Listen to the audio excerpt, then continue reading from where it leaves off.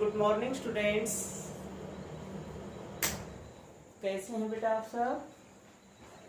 तो आज हम जो अपनी बुक है कृतिका, उसका चैप्टर है सेकंड। कौन सा है? मेरे संग की औरतें।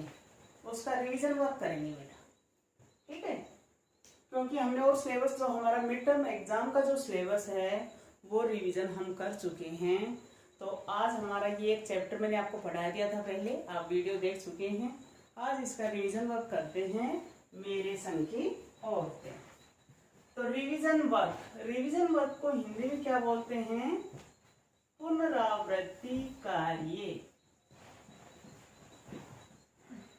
क्या बोलते हैं? पुनरावृत्ति कार्य।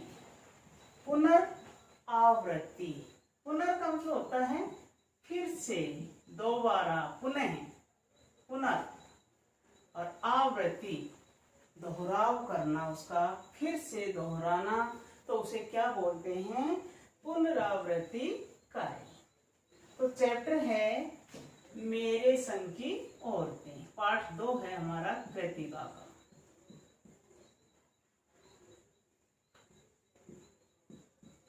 कृतिका बुक का है हमारा चैप्टर मेरे संग की औरतें।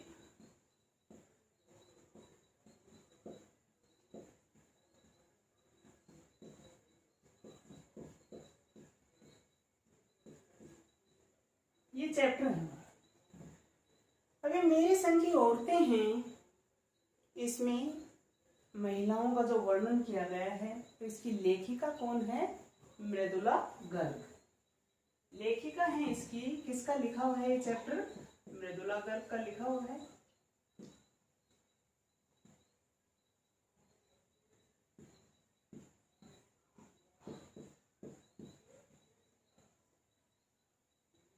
ठीक। अब ये क्या है, इस चैप्टर के अंदर क्या बताया गया है कि जो लेखिका है मृदुला गर्ग, वो 5 बहिनें हैं। तो उनके 3 बहिनों के नाम घर के दूसरे हैं, बाहर उन्हें दूसरे नाम से जाना जाता है। सबसे पहले इसमें लेखिका की नानी का वर्णन किया गया है। उनके व्यक्तित्व की विशेषताएं बताई गई हैं कि उनका व्यक्तित्व कैसा था, वो कैसी औरत थी। तो इसमें सबसे पहले लेखिका की नानी का वर्णन किया गया है। लेखिका क्या कहती है कि मैंने अपनी नानी को कभी देखा नहीं, लेकिन उनके बारे में सुन जरूर रखा था कि वो किस तरह की महिला थी। तो इसमें क्या बताया गया है कि लेखिका की जो नानी है, उनकी मृत्यु इनकी माँ की शादी से पहले ही हो जाती है। नानी से कभी इन्होंने कहानी किसे नहीं सुनी, लेकिन उनके बारे में जरूर सुन रखा था। तो वो क्या करती हैं, जो लेखिका की नानी हैं, वो जब ये सोचते हैं कि मैं अब मरणावस्था में हूँ, मरने वाली हूँ, तो वो अपनी बेटी की शादी का जिम्मा अपने पति के दोस्त, उनके पति के दोस्त हैं प्यारेलाल शर्मा, उनको सौंप देती है। और वो क्या कहती हैं कि मुझे आप जैसा स्वतंत्रता सेनानी चाहिए, कि आप क्या हैं, अपने देश से अत्यधिक प्रेम करने वाले हैं, स्वतंत्रता सेनानी हैं, क्रांतिकारी हैं। तो आप जैसे आदमी की जरूरत है मुझे कि आप मेरी बेटी के लिए वर चुनिए। तो उसकी शादी का जिम्मा अपने पति के दोस्त प्यारेलाल शर्मा जी को सौंप देती है। वो क्या करती हैं, उनके पति हैं, वो क्या है, बहुत ही अंग्रेजी शान शौकत से अपना जीवन व्यतीत करते हैं, लेकिन उन्होंने कभी भी अपने जीवन में न उनको कभी दखल अंदाज किया। वो अपने ढंग से अपना जीवन व्यतीत करने वाली महिला थी, स्वतंत्रता सेनानी, ऐसे लोगों से वो प्रेम करने वाली थी। तो ये तो है उनकी नानी के बारे में बताया गया है कि लेखिका की जो नानी है वो किस तरह की महिला है। दूसरा इसमें क्या आता है, लेखिका की माँ के बारे में बताया गया है कि लेखिका की माँ का व्यक्तित्व कैसा था। लेखिका की माँ जो थी वो क्या करती थी, हमेशा सच का समर्थन करने वाली महिला थी। वो क्या करती थी, हमेशा गोपनीय बात को वो गोपनीय ही रखती थी, किसी दूसरे के सामने प्रकट नहीं करती थी। गोपनीय जो छुपाने योग्य होता है उसको क्या करती थी, ये नहीं कि एक का सुनकर दूसरे को बता दिया, दूसरे का सुनकर तीसरे को बता दिया, ऐसा नहीं करती थी। वो हमेशा सुनती थी सभी की, लेकिन इस तरह की बातें नहीं करती थी। वो अपना अधिकतर समय किसमें करती थी, पूजा पाठ में, पढ़ने में, साहित्य रचना में, इस तरह से वो अपना समय व्यतीत करने वाली महिला थी। जो लेखिका थी, इन बहन भाइयों को घर में जो दूसरे लोग थे वही इनकी देख रेख करते थे, यहाँ तक कि इनके पिताजी भी बच्चों की देखभाल करते थे, लेकिन माँ का इनके बच्चों के पालन पोषण में उनका कोई हाथ नहीं रहा था। जबकि क्या होता था, उनकी बात को घर में पत्थर की लकीर की तरह माना जाता था।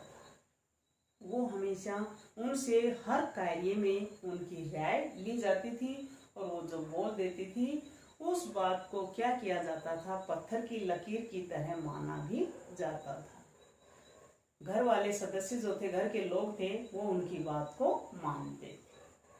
तो इस तरह से उनकी माँ का जो भी उनके व्यक्तित्व था, वो किस तरह की महिला थी, वो सब इस पाठ के अंदर बताया गया है। आगे चलकर क्या होता है, जो लेखिका की दादी हैं, परदादी का किस्सा इसमें आया है। दादी जो है घर में, वो क्या करती हैं, वो कैसी महिला हैं, उनके बारे में बताया है कि पुरुष प्रधान समाज में भी वो क्या करती हैं, अपनी पतोहू के लिए, पोते की बहू के लिए घर में पहली संतान, वो किसकी मन्नत करती हैं कि घर में पहली संतान हो तो लड़की ही हो, कि मेरे गोद में अगर बच्चा खेले तो वो लड़की ही खेले। वो भगवान से प्रार्थना करती थी, मन्नत मांगती थी।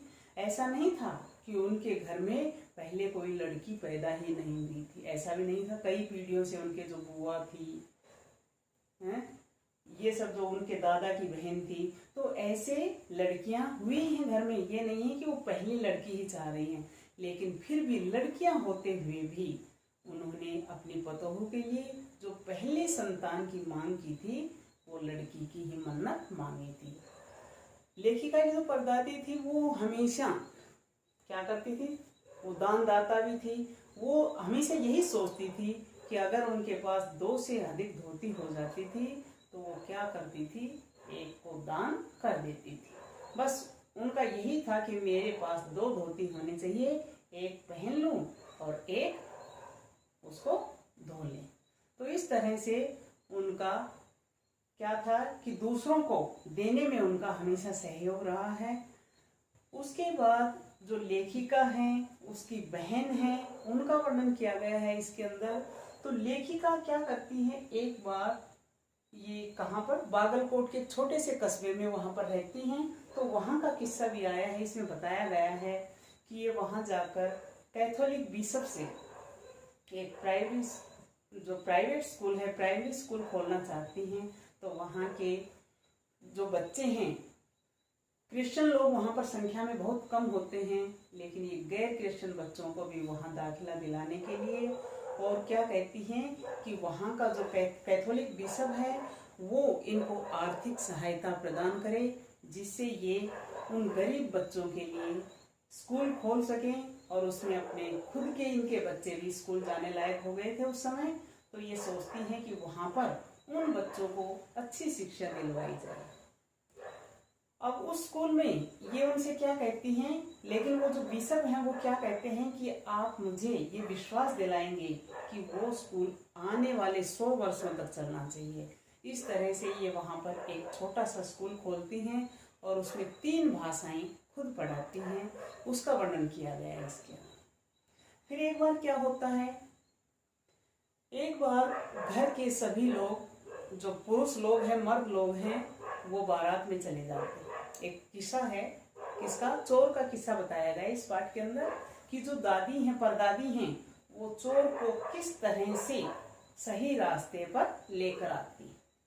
नामी चोर का किस्सा इसमें बताया गया है कि एक बार क्या होता है, घर के सभी जो पुरुष लोग हैं, मर्द लोग हैं, वो बारात में चले जाते हैं शादी में, और पीछे से जो महिलाएं हैं वो क्या करती हैं, रथ जग्गा करती हैं, कार्यक्रम किया जाता है।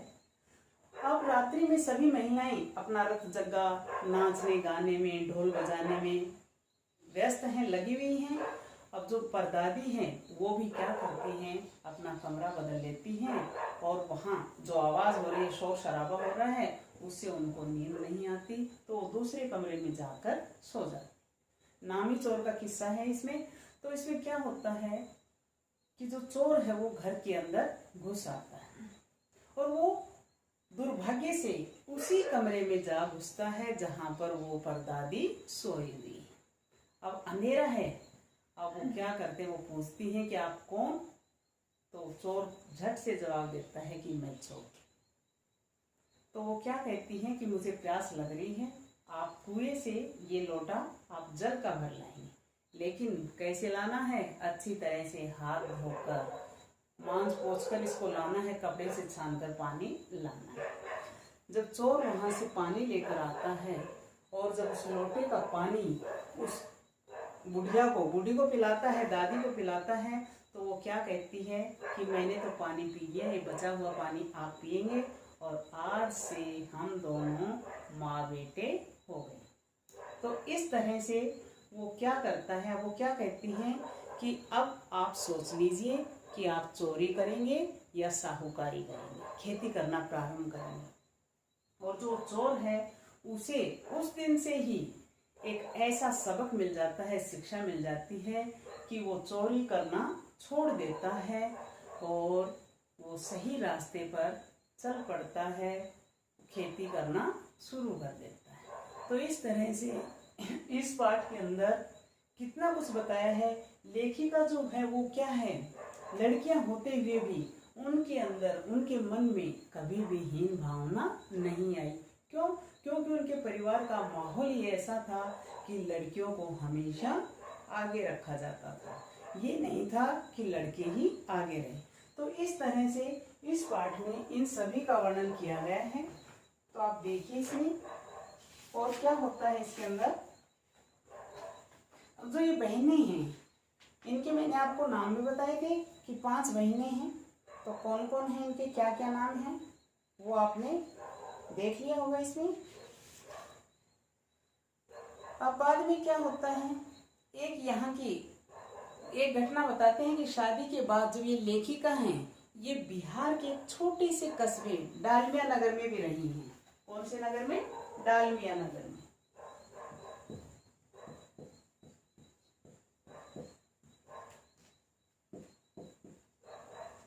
ये कहाँ पर है? बिहार में।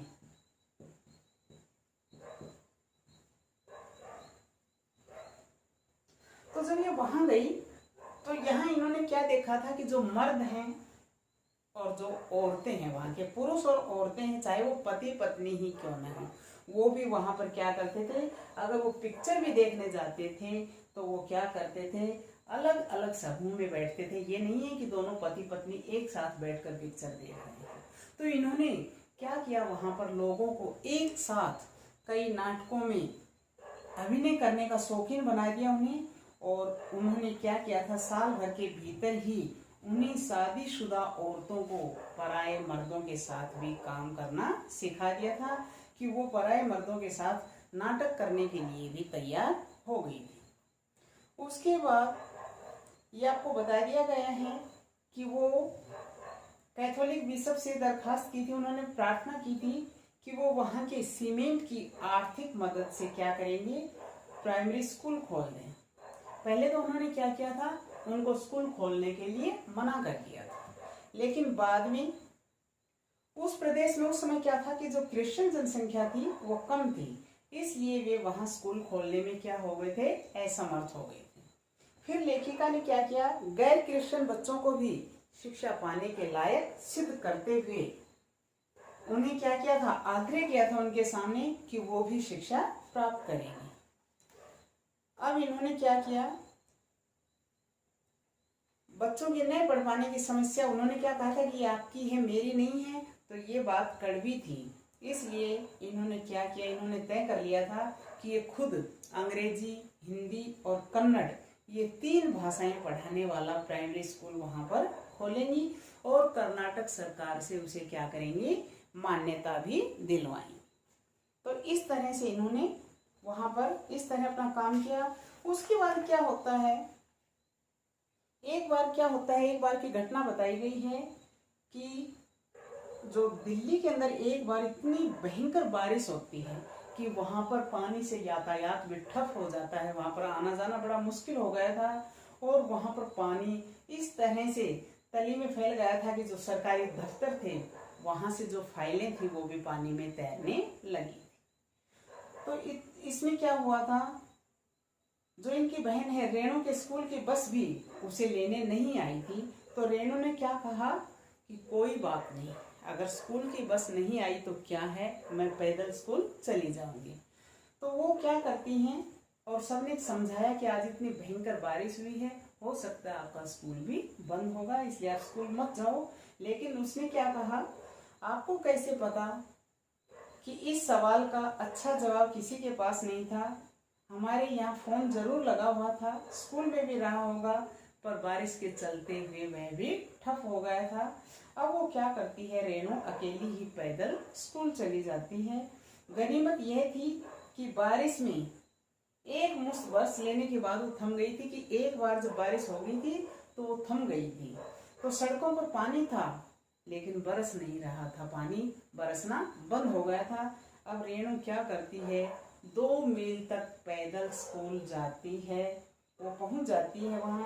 लेकिन जैसे ही वो स्कूल के गेट पर पहुंचती है तो वहां का जो चौकीदार है वो उसे रेणु को देखकर दंग रह जाता है, हैरान रह जाता है। क्यों? क्योंकि स्कूल उस दिन बंद था। लेकिन फिर भी क्या हुआ, रेणु को कोई दुख नहीं हुआ इस बात का कि मैं स्कूल क्यों आई, आज तो स्कूल बंद था। और वो वापस 2 मील पैदल चलकर ही घर पहुंच गई थी। तो इस तरह से क्या है, अब वो क्या कहती है, सबने कहा कि हमने पहले ही कहा था, लेकिन उसने क्या कहा, स्कूल बंद था तो क्या हुआ, मैं वापस चली आई। इसमें आपका कहना कहाँ से आ गया? तो ये क्या कह रहे हैं कि इस तरह से उन्हें कभी भी ऐसा महसूस नहीं होता था। ये बहनें आपस में क्या करती थी, एक दूसरे के नाम जो भी चिट्ठी आती थी उसको किसी दूसरे के सामने उजागर नहीं करती थी। वो अगर एक के नाम आई है तो घर में कोई उनसे नहीं पूछता था, यहाँ तक कि कोई घर में उनसे पूछने वाला नहीं था कि इसमें क्या लिख रखा है और ये किसके नाम है। जिसके नाम वो चिट्ठी आती थी वो उसे ही मिल जाती थी। तो इस तरह से आप देखिए, इन प्रश्नों में भी बताया गया है कि लेखिका की माँ की जो व्यक्तित्व की विशेषताएं हैं वो आपको बतानी है। लेखिका की माँ के व्यक्तित्व की विशेषताएं कैसी?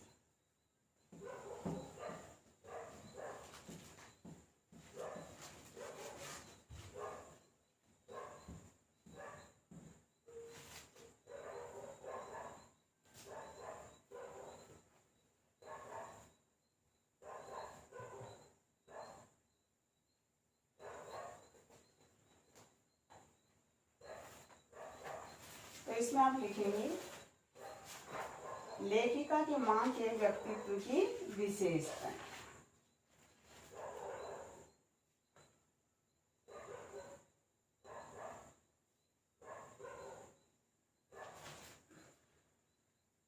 देखो ये क्वेश्चन इंपॉर्टेंट है। लेखिका के मां के लेखिका की मां के व्यक्तित्व की विशेषताएं।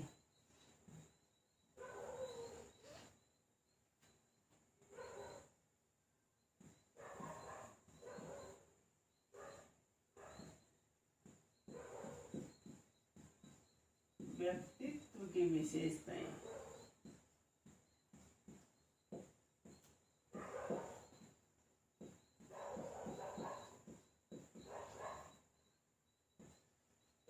याद होंगे आप सभी को कि ये चैप्टर पढ़ने से आपको पता चल जाता है कि जो लेखिका की माँ है उनका व्यक्तित्व कैसा था, उसकी विशेषताएं आपको बताना है। तो इसमें आप उनकी विशेषताएं बताएंगे वो कैसी थी। लेखिका की माँ जो थी वो कैसी थी, सुंदर थी। लेखिका की माँ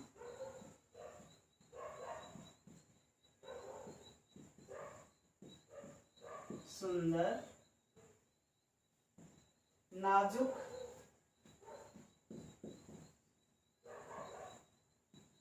ईमानदार,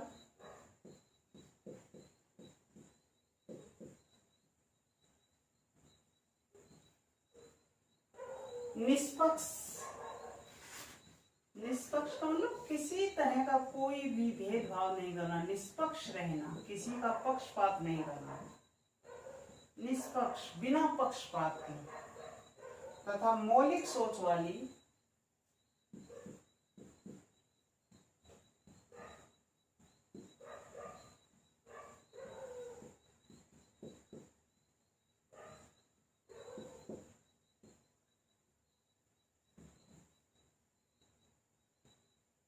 धनी व्यक्तित्व की महिला।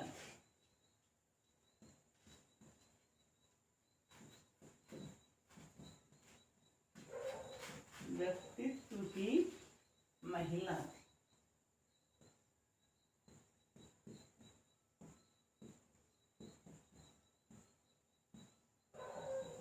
ठीक है। ये उनका मेन पॉइंट है कि लेखिका की जो माँ थी वो कैसी थी, उनके व्यक्तित्व की हमें विशेषताएं बतानी है। तो हम क्या बताएंगे, लेखिका की माँ थी वो कैसी थी, सुंदर थी, नाजुक, जो कोमल होता है, बिल्कुल मुलायम कोमल। तो वो क्या करती थी, उनसे कभी भी कोई भी घर में कठिन काम नहीं होता था। उनकी दादी की कहावत थी, क्या थी, कि हमारी बहू तो क्या है, ऐसी है कि उसको धो पोंछो और छीके पर क्या कर दो, टांग दो। वो बिल्कुल शरीर की नाजुक थी, कोमल थी। उनके ऊपर जैसे वो खादी की धोती पहनती थी तो वो साड़ी भी उनसे पहनने में बड़ी मुश्किल होती थी, और वो रात भर जाग जाग कर साड़ी पहनने का अभ्यास करती थी कि कभी दिन में मुझे उन दूसरी जो औरतें हैं, घर के लोग हैं, उनके सामने शर्मिंदगी महसूस नहीं करनी पड़े। तो इस तरह से वो क्या थी, बहुत ही नाजुक थी, ईमानदार थी, हमेशा सच बोलती थी, ईमानदारी सच का समर्थन करने वाली वो महिला थी। निष्पक्ष, किसी तरह का घर में कोई भेदभाव नहीं करती थी, और बिल्कुल मौलिक सोच वाली, कि जो सच है उसका समर्थन करने वाली धनी व्यक्तित्व की महिला थी। ये उनके व्यक्तित्व की विशेषता बताई गई है। उसके बाद क्या बताया है इसमें, वे परंपरावाद के खिलाफ थी और स्वतंत्रता आंदोलन के लिए काम किया करती थी। वो क्या थी, परंपरावाद के खिलाफ थी, जो परंपरा से चला आ रहा है उसके खिलाफ रहती थी, परंपरावाद के खिलाफ।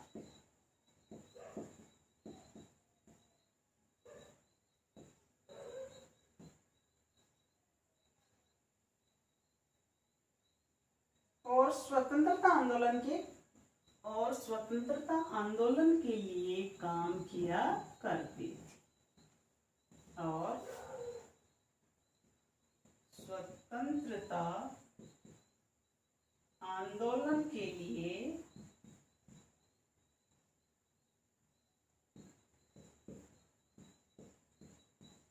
काम किया करती थी।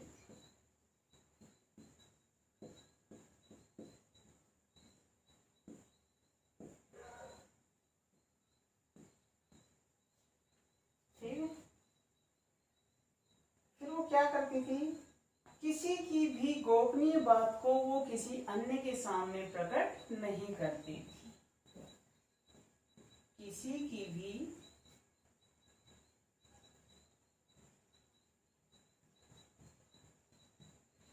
गोपनीय बात को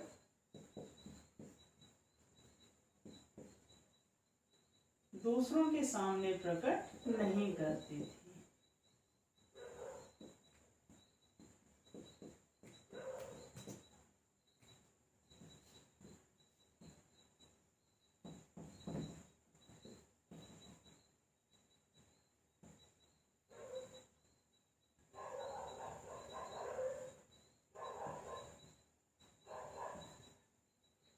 उनका सारा समय किताबें पढ़ने में, उनका अधिकतर समय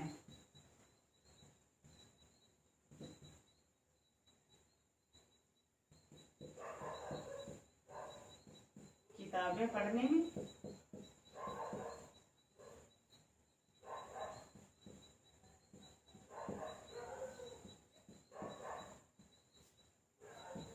संगीत सुनने।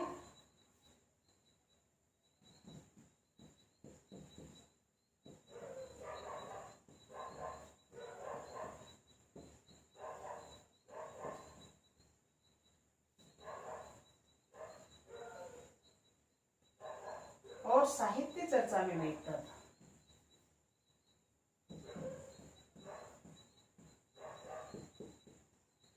साहित्य की चर्चा करती थी वो, साहित्य चर्चा में बैठकर।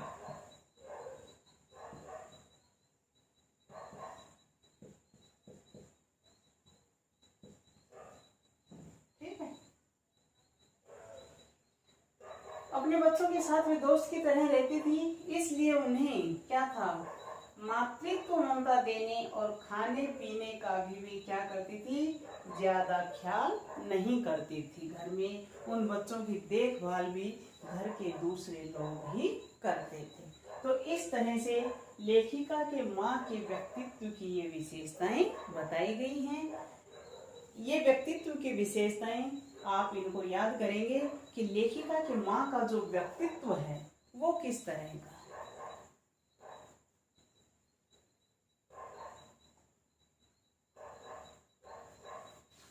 तो ये तो है उनकी माँ के व्यक्तित्व की विशेषताएं।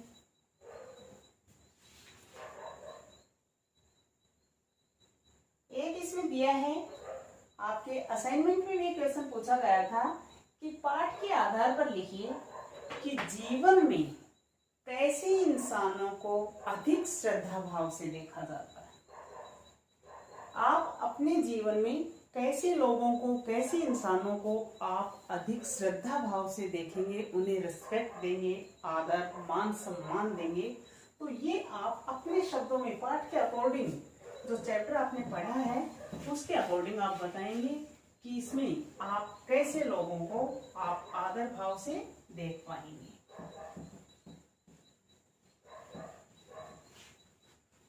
तो क्या है क्वेश्चन, पाठ के आधार पर लिखिए कि जो आपने पाठ पढ़ा है मेरे संग की औरतें, इसके आधार पर लिखिए कि जीवन में कैसे इंसानों को अधिक श्रद्धा भाव से देखा जाता है। तो इसमें आप लिखेंगे, प्रस्तुत पाठ के आधार पर स्पष्ट होता है, क्या होता है आपने पढ़ा है कि उन लोगों को श्रद्धा भाव से देखा जाता है जिनकी सोच क्या होती है, मौलिक होती है। ये नहीं कि वो बदल जाते हैं, जो सच्चाई के साथ रहें, सच का समर्थन करने वाले हैं। तो ये आप विशेषताएं, बातें बताएंगे इनमें कि प्रस्तुत पाठ के आधार पर स्पष्ट होता है कि उन लोगों को अधिक श्रद्धा भाव से देखा जाता है। प्रस्तुत पाठ के आधार पर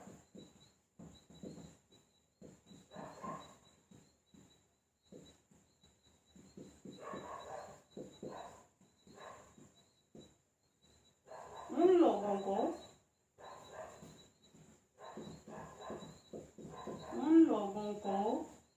अधिक श्रद्धा भाव से देखा जाता है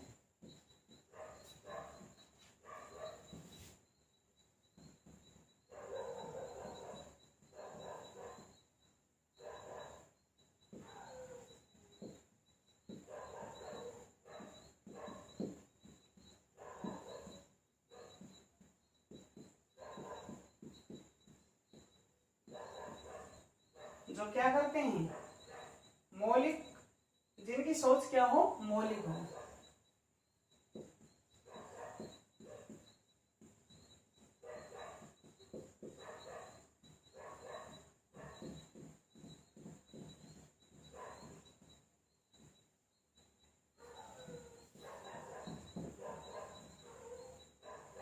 जो सच्चाई के साथ रहे।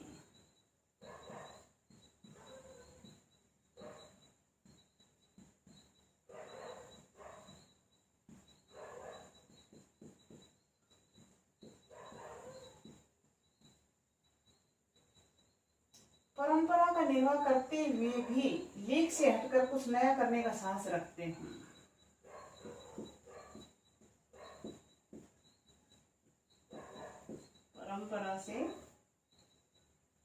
परंपरा का निर्वाह करते हुए भी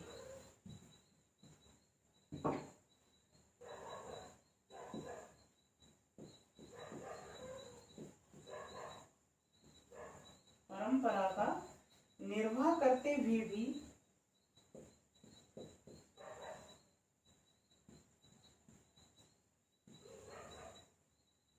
लेख से हटकर कुछ नया करने का साहस रखते हैं।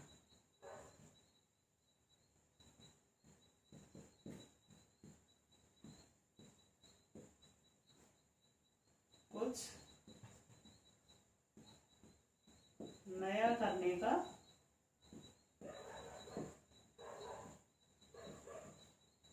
क्या करते हैं, साहस रखते हैं।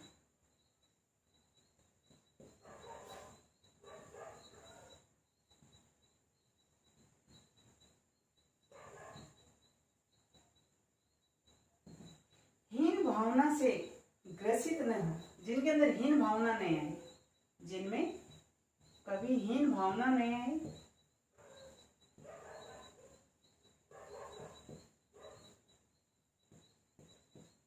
हीन भावना नहीं आए,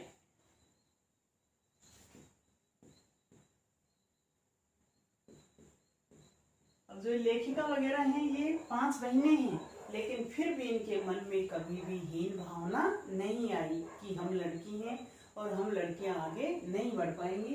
तो इस तरह से इनके मन में कभी भी हीन भावना नहीं है। ठीक है। फिर क्या होता है, किसी की भी गोपनीय बात को दूसरों के सामने जो प्रकट नहीं करती है, किसी की भी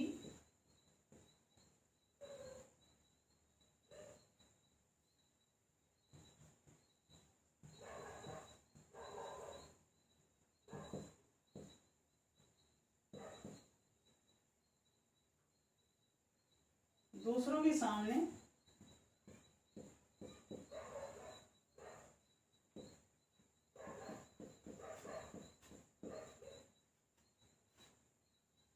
प्रकट करते हैं।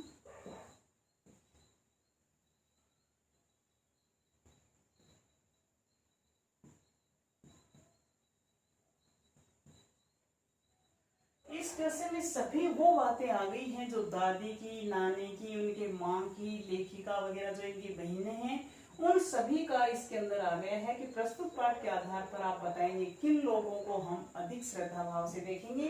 तो ये जो चैप्टर हमने पढ़ा है, इसका पूरा निष्कर्ष इस प्रश्न के उत्तर में निकाल दिया गया है कि आप इस पाठ के आधार पर बताएंगे जीवन में कैसे इंसानों को अधिक श्रद्धा भाव से देखा जाता है। तो इसमें क्या है कि जो दूसरों के सामने गोपनीय बात को प्रकट नहीं करते हैं, सामाजिक परिस्थितियों में भी वो क्या है, जैसे हैं, जैसे विषम परिस्थिति आने पर इंसान क्या हो जाता है, घबरा जाता है। तो इस तरह से विषम परिस्थितियों में भी घबराना नहीं है।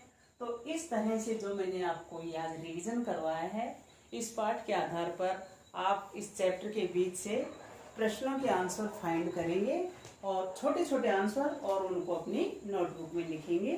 धन्यवाद।